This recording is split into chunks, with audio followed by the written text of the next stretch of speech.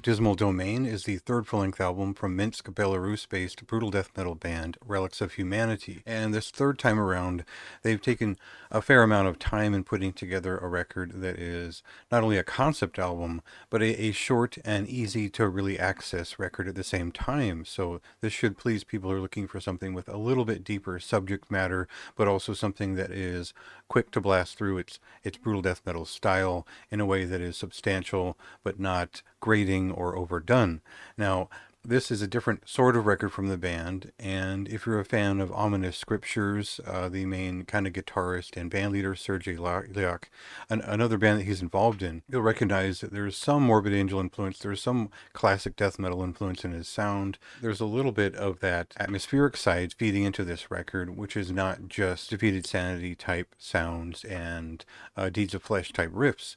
This is not really that involved in terms of its rhythms in the same sense, but it does build on their previous sound with a new crew of folks for the most part. It has been some time in between records. So let's get a sense for what they sound like now, and I'll go into some of the details as to why I felt like this record was something special and worth talking about.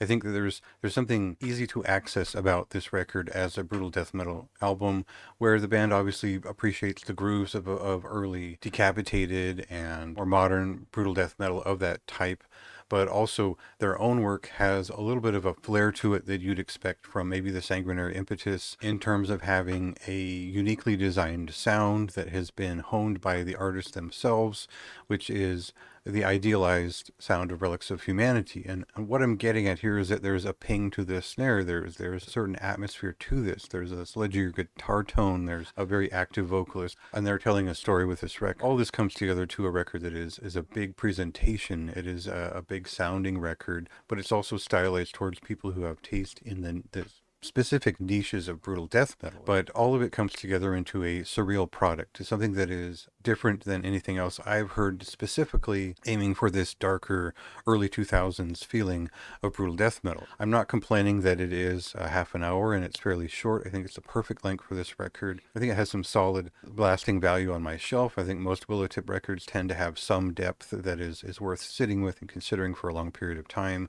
and this is no exception. For me, this is all about a lot of the niche and underground interest in brutal death metal coming together for something that feels modern, it feels themed, and it feels like there's some sort of dark emotion behind it to the point where they're getting their point across very well to me as a listener. So I had a really good time getting to know this record and spending a lot of time with it. No headaches, no gripes about the way they've set up the production. I think that it is well stylized and it will be a specific sound for a specific listener, and that was me in this case. So see what you think. This released on the very last day of January, and go ahead and read my review for more in-depth thoughts.